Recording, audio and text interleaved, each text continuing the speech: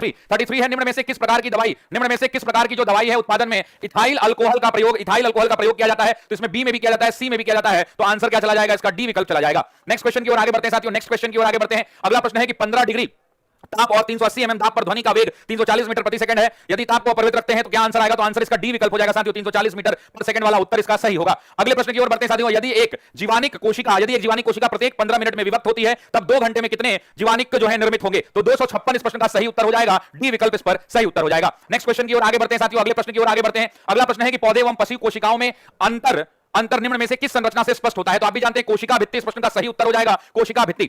उसके अलावा अगर हम बात करें साथियों, उसके अलावा अगर हम बात करें नेक्स्ट क्वेश्चन की, तो आगे आप फोर्ब्स का हालिया रिपोर्ट के अनुसार दुनिया की सबसे मजबूत मुद्रा कौन सी है? दुनिया की सबसे मजबूत मुद्रा कौन सी है आपसे पूछा है, तो आपको जो दे रखा है आंसर क्या हो जाएगा? कुवैती दिनार साथियों, ए इस प्रश्न का सही उत्तर हो जाएगा। नेक्स्ट क्वेश्चन आपसे आते हैं साथियों, नेक्स्ट प्रश्न पर आते हैं। अगला प्रश्न क्या कह रहा है कि पीएम नरेंद्र मोदी ने 8 अमृत परियोजनाओं की शुरुआत महाराष्ट्र के किस शहर से की है? तो याद रखिएगा सोलापुर से किया है साथियों, सोलापुर। इस प्रश्न का उत्तर सी हो जाएगा। उसके बाद अगले प्रश्न की ओर बढ़ते हैं साथियों, नेक्स्ट क्वेश्चन की ओर बढ़ते हैं। कह रहे हैं आईआईटी मद्रास ने ई मोबिलिटी सिमुलेशन लैब लॉन्च करने के लिए किसके साथ करार किया है? तो प्रश्न का सही उत्तर बी विकल्प हो जाएगा, अल्टेयर हो जाएगा। करंट अफेयर के प्रश्न काफी अच्छे लेवल के पूछे गए थे, अच्छे स्तरीय प्रश्न पूछे गए थे। प्रश्न इतना आसान नहीं था, इस बात को समझ लीजिए। क्वेश्चन जो है इतना आसान नहीं है, ये ऐसा नहीं है कि कह देने से आसान है। एग्जाम हॉल में जब रहिएगा ना अंदर, तब पता चलता है मेरे भाई कि प्रश्न का लेवल क्या है। बढ़िया लोगों का बढ़िया लोगों को समस्या होने है और तब पता चलता है कि क्या है, इस बात को ध्यान रखिएगा।